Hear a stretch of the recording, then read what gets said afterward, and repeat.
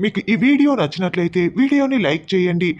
కౌశిక్ వాళ్ళు జేడీ ఆఫీస్‌పై దాడికి వెళ్తారు. అప్పుడు నిషి మాకు యువరాజ్‌ని చూపిస్తారా లేదా? లేకుంటే ఇక్కడే నేను నా ప్రాణాలు తీసేసుకుంటాను అని వెళ్ళేసి కార్ దగ్గరికి వెళ్ళి అక్కడ పెట్రోల్ టిన్ తీసుకొని మొత్తం మీద పోసేసుకుంటూ ఉంటుంది. అప్పుడే ధాత్రి అక్కడికి వచ్చి అకార్డింగ్ టు 309 సెక్షన్ ప్రకారం ఇప్పుడు నేను మీ కోడల్ని అరెస్ట్ చేస్తున్నాను అని ధాత్రి అంటుంది.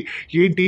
ఏం మాట్లాడుతున్నావో అర్థమవుతోందా జేడీ? అసలు మా నిష్కని నువ్వు అరెస్ట్ చేయటం ఏంటి? మీరు ఆల్రెడీ సస్పెన్షన్‌లో ఉన్నారు.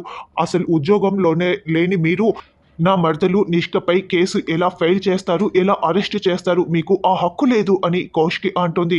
వెంటనే ధాత్రి తన అపాయింట్మెంట్ లెటర్‌ని చూపిస్తూ ఉంటుంది. మాపై ఉన్న సస్పెన్షన్ ఎత్తివేశారు. నేను ఆల్రెడీ డ్యూటీలో జాయిన్ అయిపోయాను అని లెటర్‌ని కూడా చూపిస్తూ ఉంటుంది. ఇప్పుడు జేడీ ఆన్ డ్యూటీ అని చెప్పగానే కౌశికి, నిషిక, వైజయంతి, కమలాకర్ అందరూ షాకింగ్‌గా చూస్తూ ఉంటారు. కాబట్టి ఇప్పుడు నాకు ఈ నిష్కని అరెస్ట్ చేసే హక్కు ఉంది. అన్ని హక్కులు ఉన్నాయి. ఇలా ఆఫీస్ ముందు ఇలా చేసుకోవటం చట్టరీత్యా నేరం. కాబట్టి నేను ఈ నిష్కని అరెస్ట్ చేస్తున్నాను అని ధాత్రి అలా నిష్క చేతులకి బేడీలు వేస్తూ ఉంటుంది. అయ్యో! అత్తయ్య కాపాడండి అని నిషిక ఏడుస్తూ ఉంటుంది. అయ్యో! నా కోడల్ని కాపాడే వాళ్ళే లేరా అని వైజయంతి టెన్షన్ పడుతూ ఉంటుంది. ఇక ధాత్రి ఎవరి మాట వినకుండా అలా జేడీ నిష్క చేతులకి బేడీలు వేసి రా అంటూ లాక్కు వెళ్తూ ఉంటుంది.